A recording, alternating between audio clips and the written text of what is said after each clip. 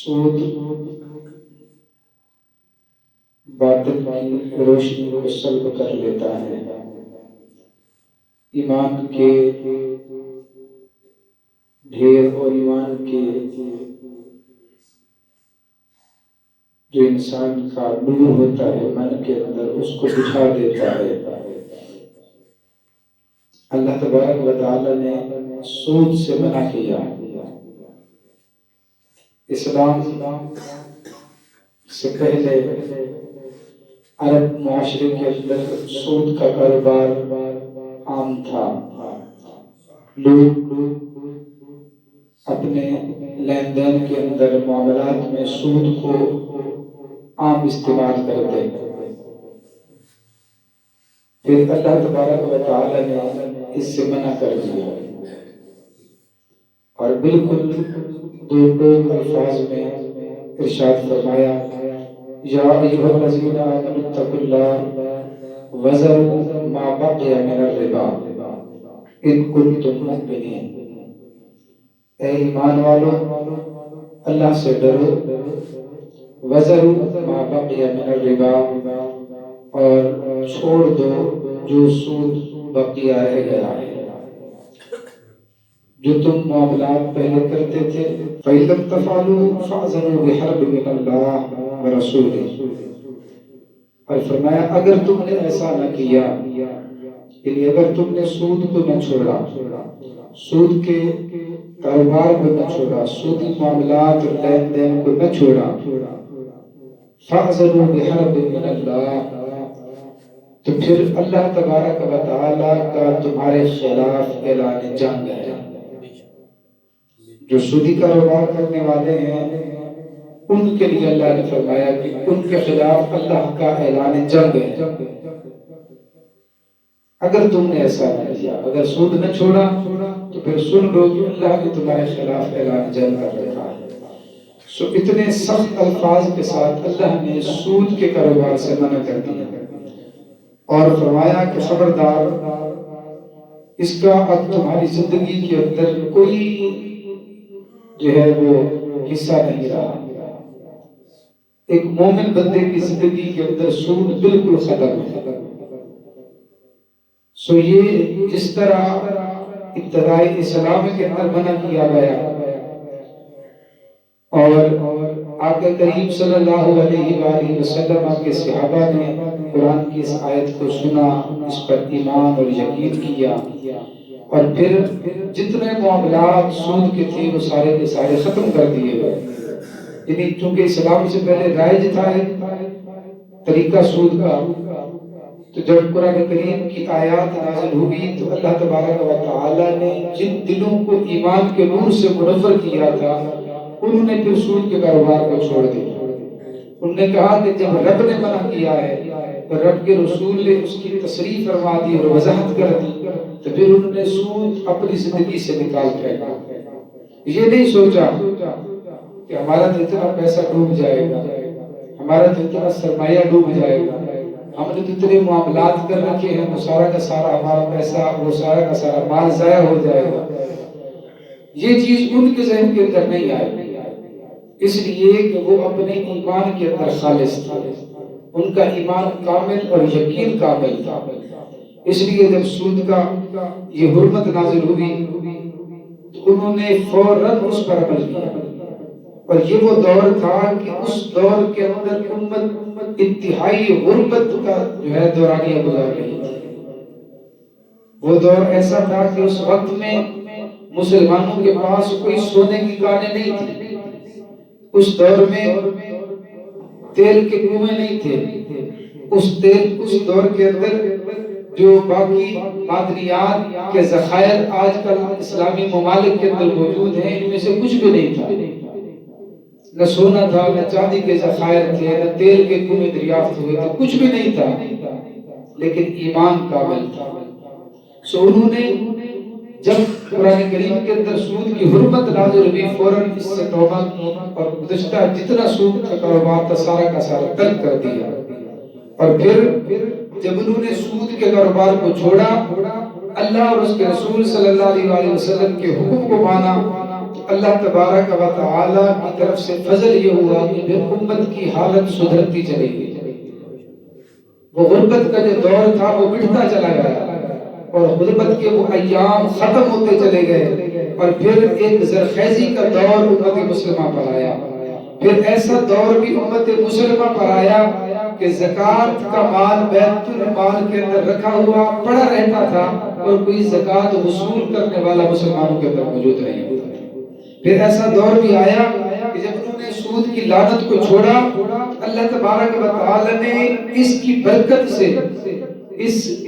سود کے کاروبار کی لعنت کو چھوڑ کے اسلامی نظام کی برکت سے مسلمانوں کے نظام اور مسلمانوں کی زندگی کے اندر ایسی برکتیں عطا فرمائی اور ایسی رحمتیں عطا فرمائی کہ اس غریب قوم کے اندر ایسے ایسے لوگ پیدا ہوئے کہ جن کی سخاوت جو ہے وہ صدیوں تک یاد رکھی جائے گی، اور جن کی سخاوت کا صدیوں تک کوئی بندہ پھر مقابلہ نہیں کر سکتا۔ یہ سارا کا سارا اس وجہ سے فضل ہوا، اس وجہ سے کرم ہوا کہ انہوں نے اللہ اور اس کے رسول صلی اللہ علیہ وآلہ وسلم کے بتائے ہوئے حکم کے مطابق عمل کیا۔ لیکن شومیہ قسمت کہ جس چیز سے اس دور کے اندر روکا گیا اور مسلمانوں کو منع کیا گیا، اور جس چیز کو مسلمانوں نے چھوڑا تو ان کی حالت سدھر گئی، ایک دور پھر آیا۔ یہ 90 کی دہائی کے بعد 91 میں جب امریکی تسلط قائم ہوا، امریکہ نے بڑے ہی ایک چال کے ساتھ اور بڑے بھیانک انداز کے ساتھ مسلمان ممالک کے اندر مسلمان ممالک کو جو ہے وہ سود کے اوپر قرضے دیے، تعاون کے نام پہ، مدد کے نام پہ سود کے اندر شریک کیا، اور پھر ایسا رگوں کے اندر سود کو رچا اور بسا دیا گیا کہ مسلمان ممالک بھی یہ سمجھنے لگے اور یہ کہنے لگے کہ سود کے بغیر معیشت چل نہیں سکتی، سود کے بغیر کوئی گزارا ہی نہیں ہوتا، اگر ہم سودی کاروبار چھوڑ دیں تو ہمارا ملک ہی ڈوب جائے۔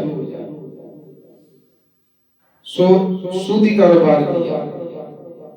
اور پھر اس کا اثر یہ ہوا کہ ہم مقروض ہو گئے۔ ہم سے مراد صرف ہم پاکستانی قوم نہیں، اکثر مسلمان ممالک ورلڈ بینک سے قرضے لیے، امیر ممالک سے قرضے لیے اور وہ قرضے سود پر دیے ہوئے۔ اب ہوا یہ کہ ایک سال کے اندر تھا کہ ایک سال کے اندر اگر قرضہ واپس کرو گے تو اتنا اس پر سود واپس کرنا ہوگا، اور اگر ایک سال کے اندر اصل قرضہ واپس نہیں کر سکتے اور سود بھی وہ ایک سال والا نہیں دے سکتے اور وقت آگے بڑھا دیتے ہیں، اب وہ پیسہ پھر آگے بڑھ جائے گا، اگلے سال وہ دگنا ہو جائے گا۔ اچھا اگلے سال پھر ادا نہیں ہو سکا، پھر اس پر مہلت لے لی گئی اور سود بھی پورا ادا نہیں ہوا تو اس پر پھر قرض چڑھ جائے گا، اور یوں بڑھتے بڑھتے اب حالت یہ ہو چکی ہے کہ اصل قرض سے زیادہ سود کا پیسہ چڑھ چکا ہے، اور اکثر ممالک امریکہ اور ورلڈ بینک کے ہاتھوں جو ہے مفلوج ہو چکے ہیں۔ آج ہم حکومت پر تنقید کرتے ہیں، بڑا آسان ہے تنقید کرنا، جو عمران خان کچھ نہیں کر رہا تھا، فلاں نے کچھ نہیں کیا۔ اصل مسئلہ یہ ہے کہ ہم از خود کچھ کر ہی نہیں سکتے، اس لیے کہ ہم ان کے غلام ہو چکے ہیں۔ وہ جن کا ہم نے پیسہ دینا ہے، جن کا ہم نے سرمایہ، جن کا ہم نے قرض دینا ہے، اور جن سے ہم نے اتنا کچھ قرض لے لیا ہے کہ ہمارے اکثر جو ہے نا وہ ادارے ہی گروی ہیں ان کے پاس،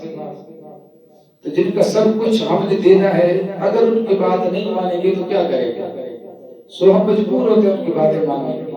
یہ ہمارے ملک کے اندر آئے دن کبھی کوئی یہودی تنظیم کا کوئی پروپیگنڈا، کبھی کوئی غیر مسلم پروپیگنڈا، کبھی جو ہے نا اس طرح کے نیوز کے پروپیگنڈے سنتے رہتے ہیں۔ یہ ساری گورنمنٹ میں مجبوری ہوتی ہے، انہیں برداشت کرنا مجبوری ہے، اس لیے کہ ہم ان کے مقروض ہیں، اور اگر مقروض نہ ہوتے تو پھر ہم ڈنکے کی چوٹ پہ کہہ سکتے تھے کہ ہم نہیں کرتے، جو دل کے اندر آتا ہے کر لو۔ آج ترکی کی حالت دیکھیں، ترکی قرض کے اندر ڈوبا رہا جب تک تو خاموش رہا، اور جب اس نے قرض اتار دیا اور اس غلامی سے آزاد ہوا تو اب وہ کوئی بات برداشت نہیں کرتے، اب فوراً جو ہے وہ ذرا سی بات ہو تو اس کا منہ ٹوک جواب دیتے ہیں، اور ہمارے حکمران چپ کر جاتے ہیں اس لیے کہ ہم مقروض ہیں۔ سو جب یہ قرض اترے گا تب ہماری حالت سدھرے گی، اس لیے کہ اللہ تبارک و تعالیٰ نے جب ارشاد فرما دیا تھا کہ اگر تم سود سے بچ گئے تو تمہاری حالت بدل جائے گی، اور اگر سود کے کاروبار کے اندر ملوث ہو گئے تو پھر یاد رکھو اللہ اور اس کے رسول کا تمہارے خلاف اعلان جنگ ہے۔ سو جب ہم نے اللہ اور اس کے رسول کے حکم کو پس پشت ڈالا اور ہم نے امریکہ کے کہنے پر اور امیر ممالک کے کہنے پر سودی کاروبار اپنے ملک کے اندر رائج کر دیا، تو گویا ہم نے اللہ اور اس کے رسول کے ساتھ اعلان جنگ کو قبول کر لیا۔ اب اللہ تبارک و تعالیٰ جب اعلان جنگ فرما رہا ہے اور اللہ کے رسول کا اعلان جنگ ہے، تو یہ جنگ اللہ اور اس کے رسول ہتھیاروں کے ذریعے نہیں لڑتے، یہ کوئی ایٹمی بم لے کے ہمارے سامنے نہیں آ جائیں، یہ کوئی جو ہے نا فوج اپنی ظاہری فوج بھیج کے ہمارے سامنے نہیں آئے، یہ ہتھیاروں کی جنگ نہیں ہوگی۔ اللہ نے اعلان جنگ کیا ہے، یہ اعلان جنگ ہے، قیامت تک رہے گا، اور ہر اس قوم کے خلاف رہے گا جو اللہ کے حکم سے منحرف ہوگی، اللہ کے حکم کو پس پشت ڈالے گا۔ سو اللہ اور اس کے رسول کا اعلان جنگ ہے، اور یہ جنگ کیسی لڑی جائے گی؟ ہتھیاروں کے ساتھ بھی نہیں ہوگی۔ آسمان سے ضروری نہیں ہے کہ پتھر برسائے جائے تو پھر یہ جنگ ہوگی، یا آسمان سے آفات نازل ہونا شروع ہو جائے گی تو ہم کہیں یہ جنگ ہے، بلکہ یہ جنگ ایسے خطرناک انداز میں لڑی جائے گی کہ انسان کو اس سے فرار کا کوئی راستہ ہی نہیں ملے گا۔ آج آپ دیکھ رہے ہیں جتنے ممالک تھے جنہوں نے سودی کاروبار کو جو ہے جائز رکھا اپنے ممالک کے اندر، اور یہ سوچ کے کہ ہماری معیشت بہتر ہو جائے گی، یہ سوچ کے کہ ہمارے ملک سے غربت کا خاتمہ ہو جائے گا، یہ سوچ کے کہ ہمارے جو قوم ہے وہ جو ہے اپنے قدموں پر کھڑی ہو جائے گی، ہمارے قوم کے اندر نوجوانوں کو روزگار ملے گا۔ آج آپ دیکھ رہے ہیں جن ممالک نے بھی سود پر کاروبار شروع کیا وہاں غربت انتہا کو پہنچ چکی ہے، سب سے زیادہ جہالت انہی ممالک کے اندر موجود ہے، سب سے زیادہ بے روزگار طبقہ انہی ممالک کے اندر موجود ہے، سب سے زیادہ نوجوان جو بے روزگار ہیں انہی ممالک کے اندر موجود ہیں۔ سو اللہ کا اعلان جنگ یہی ہے۔ اللہ نے فرمایا تم کرو سودی کاروبار، اس لیے کرنا چاہتے ہو کہ تم سنبھل پاؤ گے،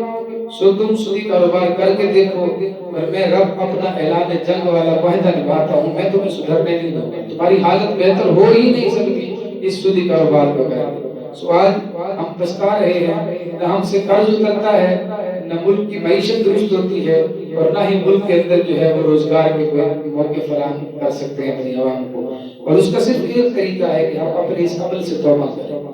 سودی کاروبار کو بالکل ختم کریں۔ اگر ملک کی معیشت بہتر کرنا چاہتے ہیں، ملک کو بہتر کرنا چاہتے ہیں، تو ہمیں سودی کاروبار سے اپنے آپ کو بچانا ہوگا، اس لیے کہ یہ اللہ اور اس کے رسول کے خلاف اعلان جنگ ہے۔ سو اگر ہم اس سے بچ گئے تو پھر ہم یقیناً کامیاب ہوں گے، اور اگر اس سے نہ بچے تو پھر ہم کبھی کامیاب ہو ہی نہیں سکتے۔ اور یہ جو دور چل رہا ہے، جس دور سے میں اور آپ گزر رہے ہیں، یہ بڑا بھیانک دور ہے۔ یہ وہ دور ہے کہ جس دور کی خبر مخبر صادق نے آج سے 1450 سال پہلے دے دی۔ 1450 سال پہلے رسول کریم صلی اللہ علیہ وسلم نے خود فرما دیا۔ آپ صلی اللہ علیہ وسلم نے فرمایا، جناب ابو ہریرہ کی حدیث ہے، فرمایا قال لا یأتین علی الناس زمان لا يبقى احد الا آکل الربا فإن لم یأکلہ اصابہ من بخارہ۔ فرمایا میرے صحابہ، میری امت پر ایک دور ایسا آ جائے گا کہ اس دور کے اندر ہر بندہ جو ہے وہ سود کھانے والا ہوگا، ہر بندہ سود کھانے والا ہوگا۔ اور فرمایا اگر کوئی بندہ سود کھانے والا نہ بھی ہوا تو اس دور کے اندر اس کی حالت یہ ہوگی کہ وہ سود کے بخارات اس تک ضرور پہنچ رہے ہوں گے۔ اگر وہ براہ راست انڈائریکٹ وہ سود نہ بھی کھا رہا ہوگا تو انڈائریکٹ طریقے سے اسے سود کی لت لگ جائے گی۔ آج ہم جس معاشرے کے اندر ہیں، ہمارے بینکوں کے اندر سارا کاروبار جو ہے وہ سود کا ہے۔ ہمارے ہاں کاروباری طبقہ جتنے یہ بڑے بڑے لوگ کاروبار کرتے ہیں، سارا کاروبار کا سود پر کھڑا ہوتا ہے،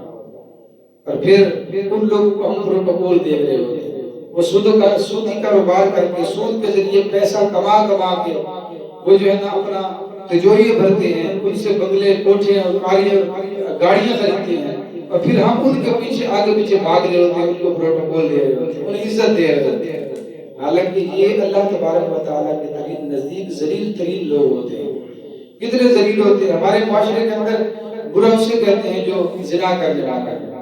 برا اسے کہتے ہیں جو چوری کرتا ہے، برا اسے کہتے ہیں جو کردار کے اعتبار سے بد ہے، اس کو برا کہتے ہیں۔ سود کھانے والے کو برا نہیں کہتے، اسے بڑا عزت دار سمجھتے ہیں۔ جس نے سود کے ذریعے بڑی بڑی کوٹھیاں بنائی ہیں، کہتے ہیں بڑا اچھا بنا ہے، بڑی بڑی گاڑیاں خرید لی، بڑا اچھا ہے۔ حالانکہ اللہ تبارک و تعالیٰ کے محبوب صلی اللہ علیہ وسلم نے فرمایا، جناب عبداللہ بن حنظلہ رضی اللہ تعالیٰ عنہ کی حدیث ہے، فرمایا قال رسول اللہ صلی اللہ علیہ وسلم درہم ربا یاکل الرجل وهو یعلم اشد من 36 زینۃ۔ آقا کریم صلی اللہ علیہ وسلم نے فرمایا، حضرت عبداللہ بن حنظلہ حدیث کے راوی ہیں، فرمایا جو شخص جان بوجھ کر سود کا ایک درہم کھاتا ہے، ایک درہم یعنی 500 آپ لگا لیں، جس نے 500 روپیہ سود کا جان بوجھ کر کھایا، فرمایا وہ بندہ 36 مرتبہ زنا کرنے سے بھی برا کرتا ہے۔ 36 مرتبہ زنا کرنے والا بندہ ایک طرف، اور یہ سود کا 500 روپیہ کھانے والا بندہ یہ اس سے زیادہ بدتر ہے، جس کو میں اور آپ لوگ بول دے رہے ہوتے ہیں، جسے معاشرہ عزت دے رہا ہوتا ہے، حالانکہ اس زانی شخص سے بھی حدیث کے مطابق بدتر ہوتا ہے۔ اور پھر اگلی حدیث حضرت ابو ہریرہ رضی اللہ تعالیٰ عنہ کی سنیے، آقا کریم صلی اللہ علیہ وسلم نے فرمایا، قال رسول اللہ صلی اللہ علیہ وسلم الربا 70 جزءا ایسرها ان ينكح الرجل امه۔ فرمایا کہ سود کے 70 سے زیادہ پہلو ہیں، یعنی سود کی 70 سے زیادہ اجزاء ہیں، یا اس کی 70 سے زیادہ صورتیں ہیں۔ مختلف صورتوں کے اندر سود جو ہے معاشرے کے اندر رائج ہے۔ فرمایا 70 سے زیادہ سود کی شکلیں ہیں، یا 70 سے زیادہ سود کے اجزاء ہیں، یا 70 سے زیادہ سود کی وبائیں ہیں۔ اور فرمایا اس کی کم از کم سزا، سود کی کم از کم سزا ایسے ہے، یا کم از کم سود کھانے والے کا درجہ ایسے ہے جیسے کہ بندہ اپنی ماں کے ساتھ زنا کر لینا۔ اب آپ بتائیں، جس کو ہم عزت دے رہے ہوتے ہیں وہ عزت کا لائق رہا؟ تو ہمارے معاشرے کے اندر صرف اس بندے کو برا کہا جاتا ہے جو شراب پینے والا ہو، جو بیٹھ کے جو ہے نا گلی میں شراب پیتے ہیں، یہ برا ہے۔ جو چوری کرنے والا ہے اس کو برا کہتے ہیں۔ اصل برا یہ بنتا ہے کہ جس نے سود کھا کھا کے اپنا پیٹ بھی پالا اور اپنی اولاد کو بھی سود کے پیسے پر پالا، اور پھر سود کے نظام کے ذریعے اس نے لوگوں کو اپنا غلام بنا لیا۔ ایک غریب بندے کو جو ہے نا ہمدردی کا لالچ دے کے، ایک غریب بندے کو تعاون کا لالچ دے کے پیسہ دیا قرض پہ، اور پھر قرض وہ 6 مہینے کے بعد ادا نہیں کر سکا، اس نے کہا ٹھیک ہے 6 مہینے اور لے لو، لیکن اس پر اتنا اضافی پیسہ پھر مجھے دینا۔ پھر اس سے نہیں ہو سکا، اس نے کہا چلو 6 مہینے کی مدت اور دیتا ہوں، اور مجھے جو ہے قرض پر سود کی رقم بڑھاتے جاؤ، اور یوں کرتے کرتے اس غریب سے اس کی سود کی رقم ادا نہیں ہو سکتی۔ تو اسے رسول کریم صلی اللہ علیہ وسلم نے بدترین شخص کہا، اس لیے یہ جو کہ ایک بھیانک طبقہ تھا جو سودی کاروبار کرنے والا تھا، تو رسول کریم صلی اللہ علیہ وسلم نے اس سے منع کیا۔ اور پھر صرف سود کا کاروبار کرنے والے، یعنی سود دینے والے پر نہیں، یہ وبال صرف سود دینے والے کے لیے نہیں ہے، بلکہ رسول کریم صلی اللہ علیہ وسلم نے فرمایا سود دینے والا، سود لینے والا، اور سود کے کاروبار کو لکھنے والا، اور سود کے کاروبار کے اندر معاونت کرنے والے، ان تمام پر اللہ اور اس کے رسول کی لعنت ہے۔ یعنی صرف ایک بندہ نہیں جو سودی کاروبار کرتا ہے، اس کے ساتھ جتنے لوگ بھی جو ہے انڈائریکٹ طور پہ ملوث ہوتے ہیں، ان کے ساتھ جو ملے ہوتے ہیں، ان سب کو اللہ اور اس کے رسول صلی اللہ علیہ وسلم نے ملعون کہا ہے۔ ان پر اللہ اور اس کے رسول کی لعنت ہوتی ہے جو اس کاروبار سے وابستہ ہوتے ہیں، اس لیے کہ یہ کاروبار معاشرے کو بالکل جو ہے وہ مفقود کر دیتا ہے،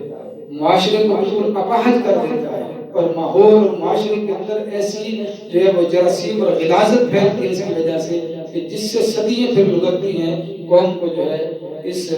وبا سے نکلتے ہوئے، اور قوم کو پھر اپنے قدموں پر کھڑے ہونے میں کئی 100 سال لگ جاتے ہیں۔ اس لیے اللہ کے رسول صلی اللہ علیہ وسلم نے بڑے سخت الفاظ فرمائے کہ سودی کاروبار کو چھوڑ دیا جائے تو تمہارا معاشرہ سنور جائے گا۔ آج ہم اگر نہیں سدھر رہے تو اس کی صرف ایک یہ صورت ہے کہ ہمارے ممالک کے اندر سود کا کاروبار عروج پر ہے۔ یہ جب تک ختم نہیں ہوگا نہ ہم ایسے قوم سدھر سکتے ہیں، نہ ہم اپنے ملک کے اعتبار سے جو ہے نا ملک کی سطح پر سدھر سکتے ہیں۔ اللہ مجھے بھی، آپ کو بھی، ہمارے حکمرانوں کو بھی، دوسرے امت کو بھی اس وبا سے محفوظ